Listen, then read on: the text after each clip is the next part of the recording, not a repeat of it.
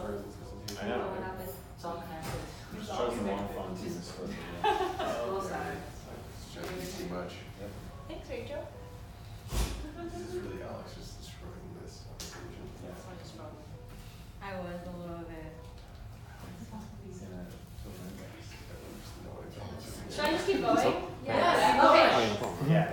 All right. So they would all gather around and be like, "Wow, Miss Paulina, can you do that again?" I'll be like, "Okay." So,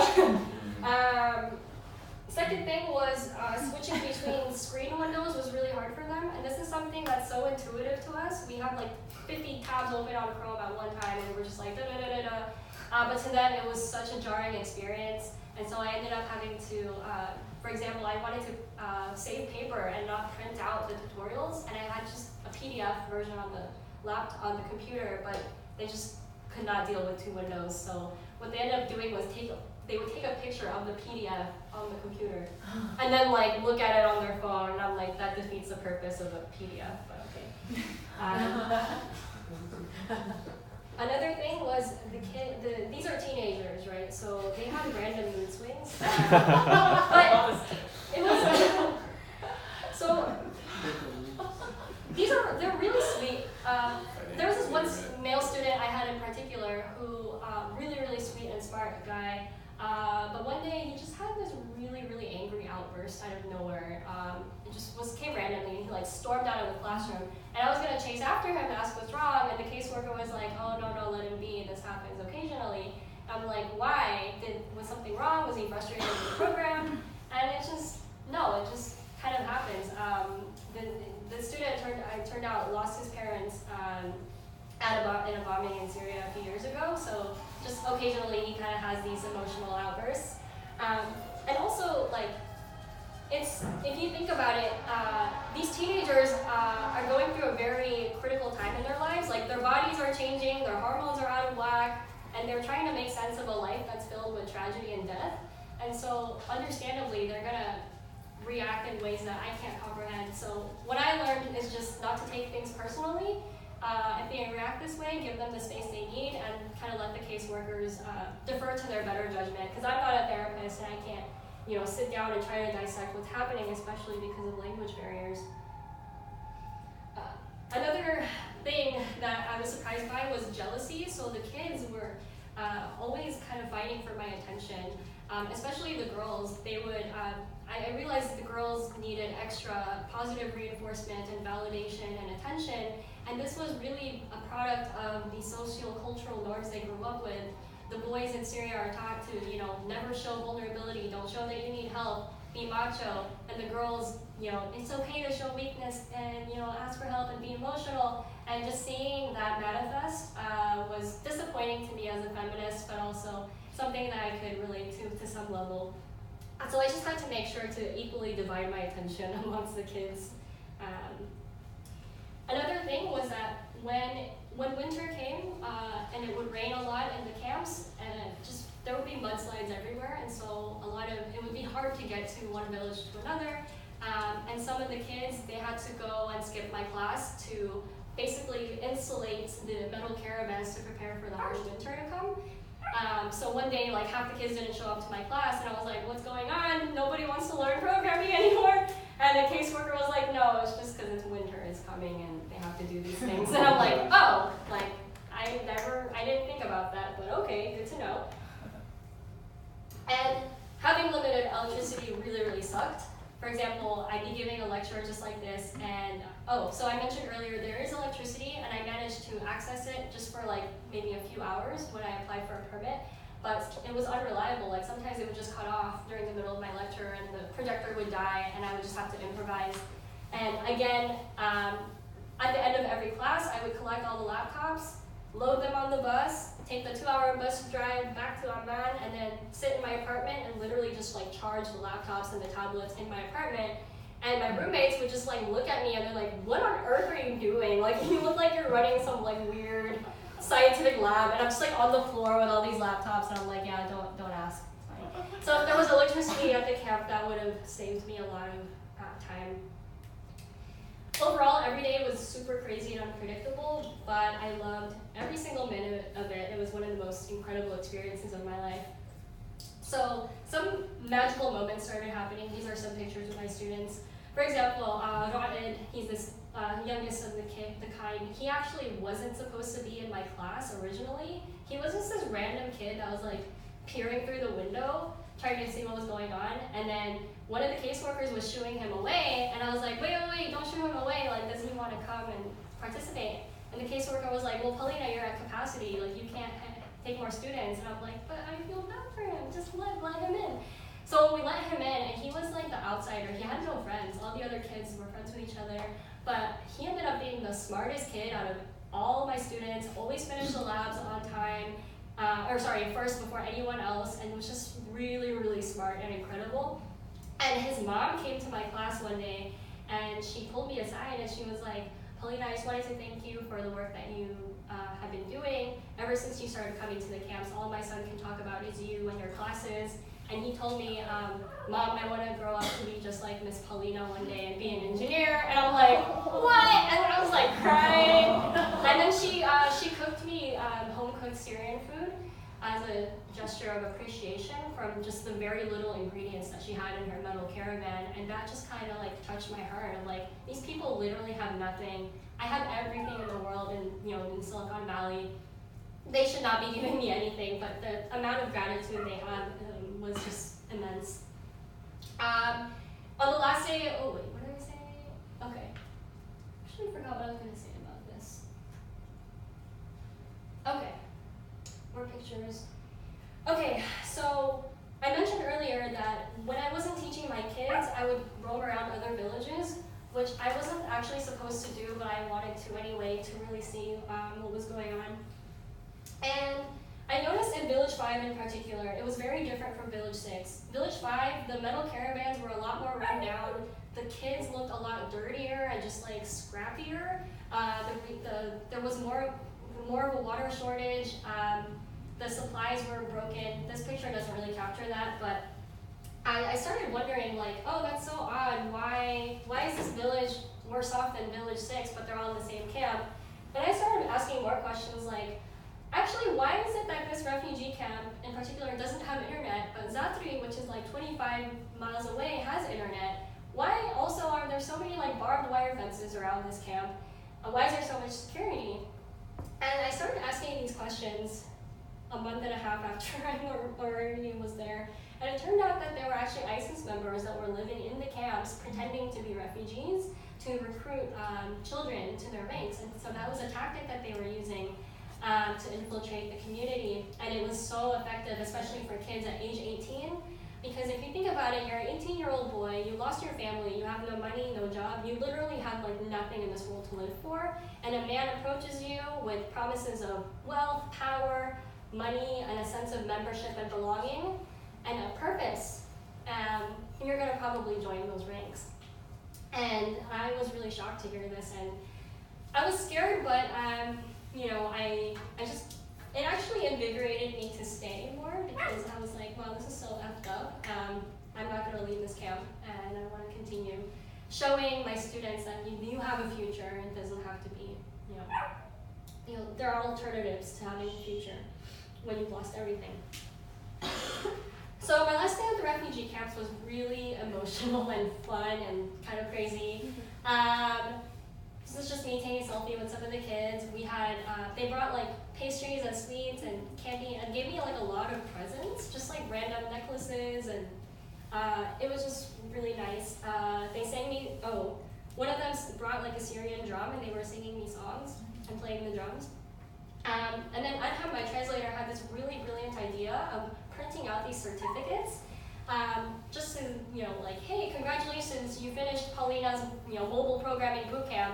The certificate meant nothing, it was just a piece of paper, but to them it like meant the world. They were like, oh, I get a certificate, and they were like showing their parents and like bragging, and then they had me sign it, so I felt like a celebrity, and they were like gathering around me like, Miss Paulina signed my certificate.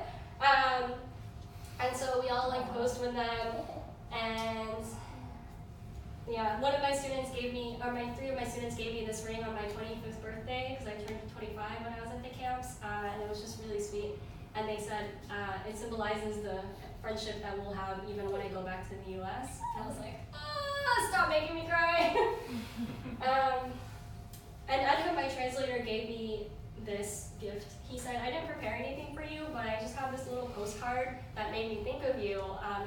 goodbye present. And it's a Steve Jobs quote, like, those who are crazy enough to change the world are the ones to do. I was very flattered that he would even equate me with Steve Jobs, but yeah, the idea being that, like, my idea of going to the camps and teaching something as complicated as Android development with no internet and like security threats was really, really far-fetched, but I did it, and you kind of just need to chase that little spark of madness once in a while, despite how outlandish the idea might seem. So overall, my reflections and takeaways, since this is a TED Talk style, I knew I had to kind of write this down.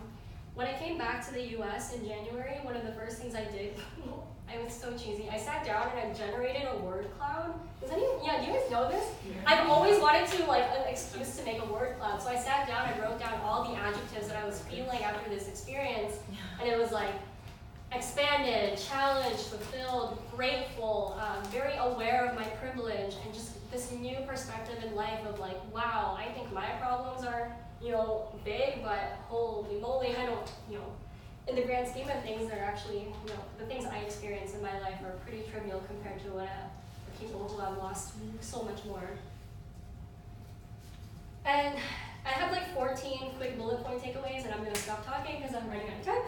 Number one is be comfortable with discomfort. So a lot of you, I'm sure, are well-traveled because you seem to be the type of people. And that's an example of like, throwing yourself in a situation where you're in a foreign country, you're not comfortable, you don't know what's going on. But if you think about it, the moments where we grow the most are actually moments where we feel completely uncomfortable and uncertain and in a difficult position. And that really keeps your perspective fresh. And it goes hand in hand with being uncomfortable with uncertainty too. So when I came to the camps, I had no idea what I was doing. I was like winged it and just tried my best, and the outcomes were pretty good. Number two is you're more resilient than you think. We as human beings don't give ourselves enough credit for how resilient we really are. And you experience these things in life of like, this is such a difficult challenge for me, I'm never ever gonna make it to the other side. But you eventually do. And one example of this is, for example, I experienced a really painful breakup last year, and I was like, whoa, this is so intense, I'm never gonna get over this, or it's gonna be a long time until I get over this, or make it to the other side. And then when you do, you look back and you're like, what? I did it, I actually got over that. And so just give yourself more credit, because resilience is not something you're born with. It's really a muscle that you have to build over time, and that takes practice, and it's okay that you don't have it off the bat, but it's in there somewhere, so don't doubt yourself. Number three, don't walk away from something just because you don't know exactly where it's going to go. This sounds like dating advice, but it's not.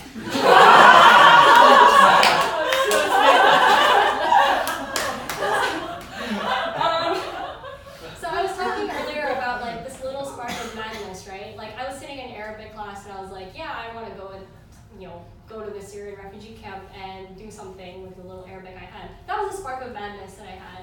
And I could have totally just ignored that spark and been like, that's too far-fetched. But I didn't. I kind of just entertained it and thought, okay, is this really that far-fetched? So I started doing this thing where anytime I had an idea that seemed really crazy, I would just write it down on a Google Doc. And when I had time, I would maybe explore it and see hey, if I want to become a professional dancer, what exactly do I need to do that? So even if you see the tiniest flicker of an opportunity of something that interests you, just go and chase after it and see where it goes. I promise you, you'll never be disappointed.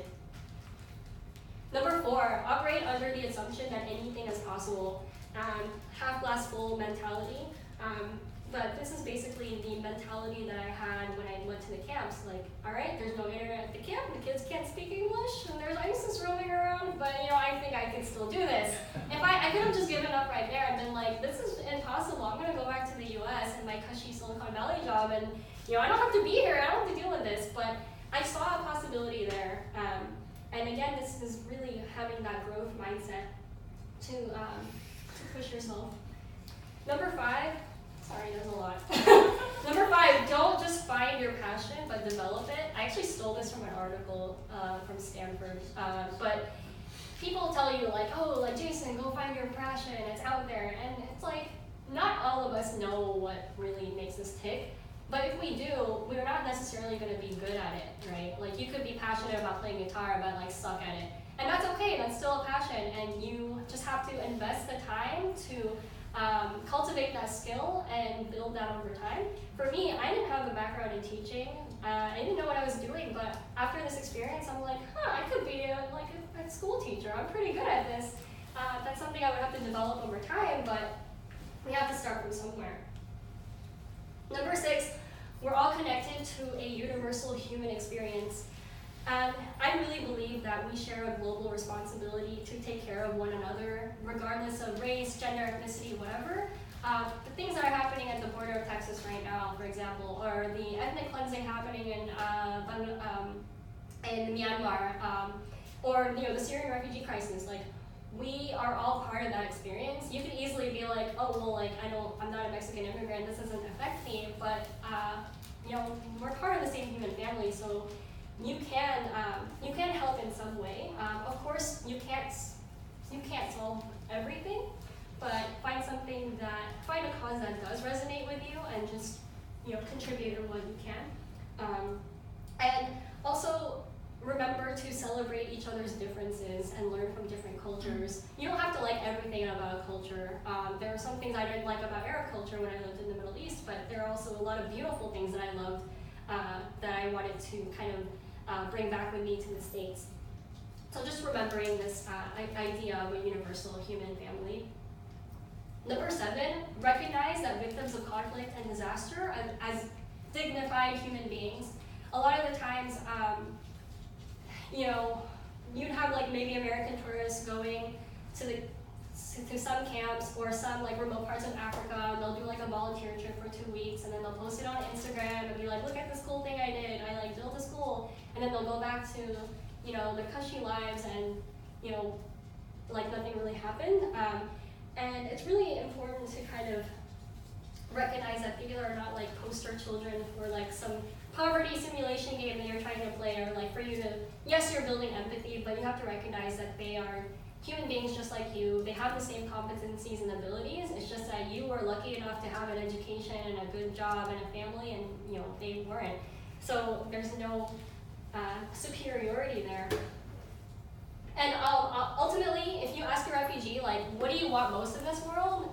They'll say, I just want to provide for my family and have a good education and like get a job to contribute to society. They don't say like, oh, I want to sit there and freeload off of like free aid money from the government. Like, no, they want to have purpose, and they want what we want, so they're just like us. Oh, so this is an example of recognizing victims of conflict as dignified human beings. There's this photographer that decided to launch a project called Dream Diaries, and he basically went up to refugee kids and asked them, what do you want to be when you grow up? And this girl, for example, said, I want to be a stewardess. And so he would photograph them, and then he was a professional photographer and really good with Photoshop, so he would make these posters of just the kids in this, allowing them to visualize what it would be like in this scenario where they want to be a particular job.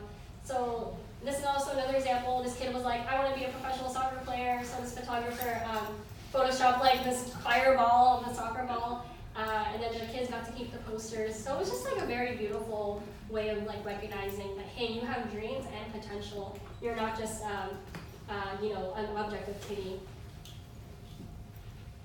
Number 8, never underestimate the redemptive power of education. Again, one of the top things a refugee wants more than anything right now is education and access to education. And we're so lucky, everyone in this room probably has a bachelor's at minimum. And we never had to convince our parents to let us go to school. I mean, a lot of us, are probably just like, hey, get pressured to get those straight A's, graduate. But these kids at the camps, they have to beg their parents to go to school. Because like, Mom, don't marry me off. I'm 14 years old. Like, I want to go to school. I never had experienced that or been in that situation. So it really puts things in perspective of how lucky we are to have access to education. And also, for any of you interested in the education sector, there's so much opportunity to catalyze innovation in that sector. There's so much to be done. So I myself am thinking about making a career switch, but we'll see. Okay, number 9, storytelling is very important. So when Joy asked me to present, I was like, okay, yeah, I actually really love telling my story. It's just that it's so long that I get nervous because I'm like, I have so much to say, but I only have a limited amount of time.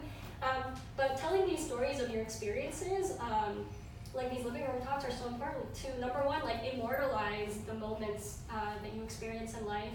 And number 2, it's also just a really good mental exercise for you to be able to take an experience and synthesize it in a way that you can communicate to someone else.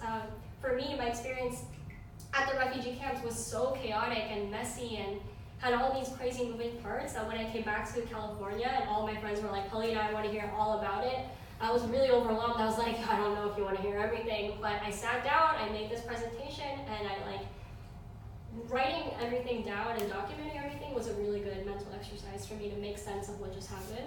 Otherwise, it would just be like a jumbled mess in my head, and I wouldn't even be able to share that with other people. Number 10, every good you do in the world will come back to you always. This seems pretty like self-explanatory of like what goes around comes around, but seriously, like, and after my experience at the camps, there were just a lot of good things that started happening in my life that I had no explanation for, and these are just like blessings that are, this positive feedback loop that eventually come back to you. This doesn't mean that you're going to go and do charitable things with the expectation of getting something in return, but just knowing that the goodwill that you do, no matter how small, will find its way back to you is just very beautiful, a beautiful concept. And the good that comes back to you will manifest itself in different ways, whether it's like you get a job that you really want or you meet someone new. Like, you'll be really surprised by how events unfold when you give to the world. It'll give back to you in like tenfold. Number 11, live with less. So in Jordan, I lived in a really bad apartment with limited water, a lot of like cockroaches around, and a bed that was really difficult to sleep on. But when I went to the camps and saw people are like sleeping on the ground and some don't even have food to eat, that really, gives me no reason to complain. But ultimately, I came back to the US after this experience, realizing that a lot of the stuff I have in my apartment, I don't actually need. So I ended up purging half my closet and donating half my clothes, and then just getting rid of things or donating objects that I don't need. And yeah, you'll be surprised by how much clutter we accumulate. And also you'll be surprised that as human beings, we don't really need that much to live happily. We think we do, but we don't. So just being more like conscious of your purchases, and living a minimalistic lifestyle. One other thing I learned was this concept of lifestyle creep. Right, so I mentioned in Jordan I was living like a minimalist. Came back to SF, obviously had my own apartment and everything, and I found myself starting to deviate back to my old spending habits, and just getting used to my life of comfort again. And that really scared me because I was like, whoa, I forgot I live in a bubble and this isn't real. So just kind of making sure to maintain that humility, and one other thing that happened, when I lived in Jordan, I accidentally dropped my phone in the river of Jordan. So I dropped my phone and I didn't have a phone for like a month and a half to 2 months, and I was freaking out. I was like, I can't do it. I need a phone to take pictures and show everyone what I'm doing, but it was actually one of the best things that happened to me when I lived abroad, because it really forced me to disconnect and not have to feel like I have to paint a picture of what cool things I'm doing in life for that external validation. So, this is cliche, people saying, oh, you should unplug from technology, but yeah, it really does help to have that technology detox once in a while. Number 12, don't be stuck in the same social orbit. I think this is a really good example of that not happening, because there's so many different people from different friend circles coming together and learning from each other. And if you're always surrounded by the same people, if I'm always hanging out with software engineers like me, I'm probably not gonna, have enough of a creative outlet, or that exchange of ideas and that cross-pollination won't happen as yeah, as creatively. So try to meet people that aren't always working in the same industry as you. Of course, it's important to do that if you're like founding your startup, but have that balance and always check your privilege. Don't just hang out with people who have like the same privilege as you. Okay, 2 more. Okay, number 13, be unapologetic about the things you care about. When I decided to leave Uber temporarily to go to live in the Middle East, I was really self-conscious by what my coworkers and my manager would think. Like, oh, does Paulina not care enough about getting promoted to senior engineer? Is she not that serious about her career because she's just gonna go and leave for 4 months? And I had to just force myself to like, look, okay, this is something I really care about.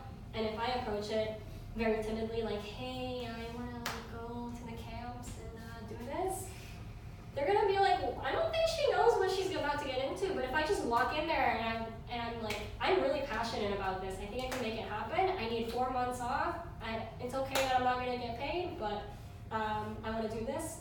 Really just own it and be unapologetic and don't care about what people are gonna think of you.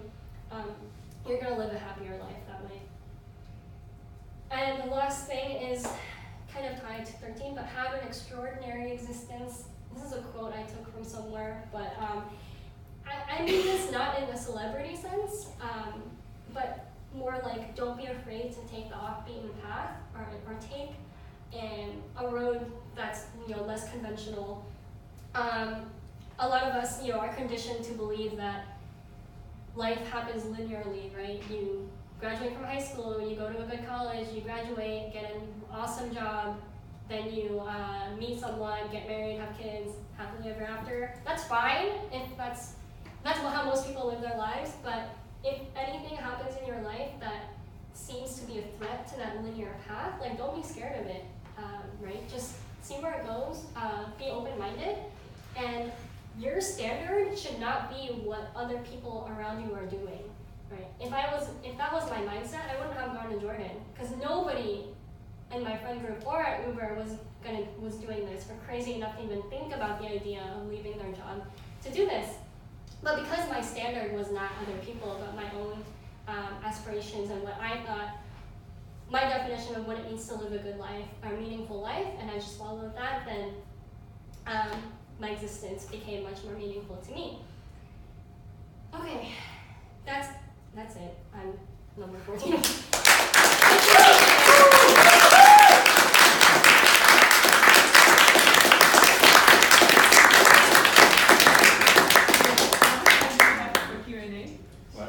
I'm so sorry, I took the whole hour. No, there's no structure whatsoever. Yeah, I think we mean, can. there's no time for this. Yeah, we can just have questions and. Yeah, I think let's just open up for Q&A. Yeah.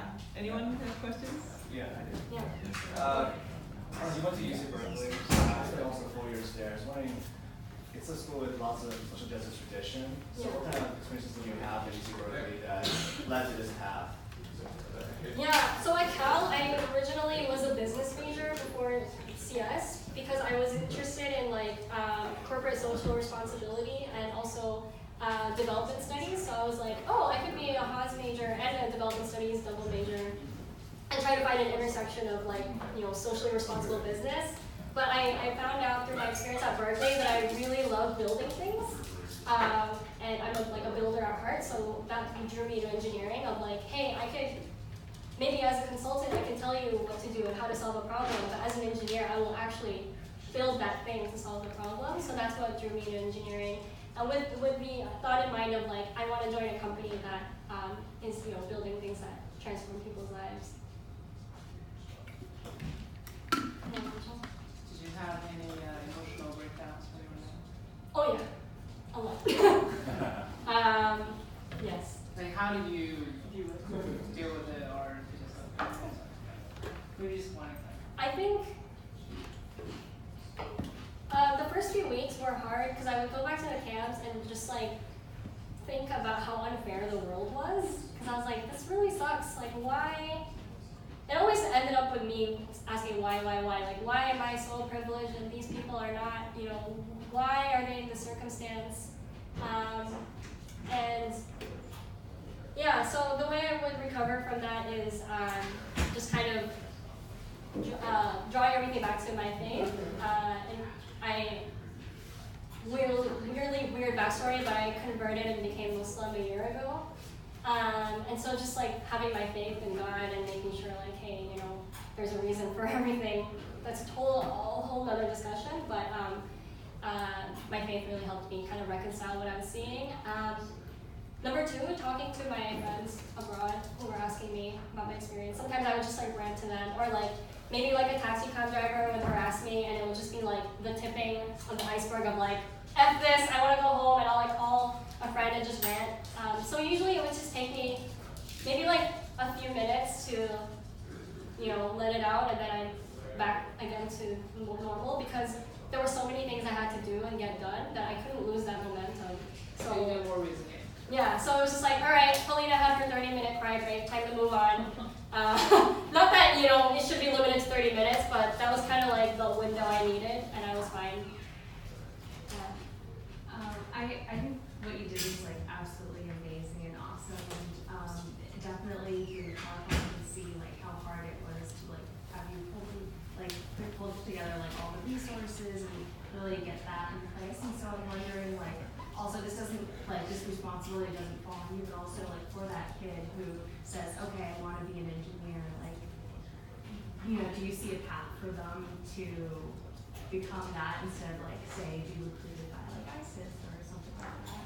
Yeah, it's really tricky because before I left, I was brainstorming ways for my classes to continue without me being there. Like maybe an aid worker could take over, and like I could email the lesson plans over email and things like that. But I found that a lot of the caseworkers just do not have enough time in the day to do that. They're already juggling like 100 things in their normal day job. And none of them had just enough of a background in tech to understand what I wanted to do. So I kind of, yeah, that's something that does sadden me of like, okay, I ended there. I have a student who wanted to keep learning, but like he doesn't have the resources.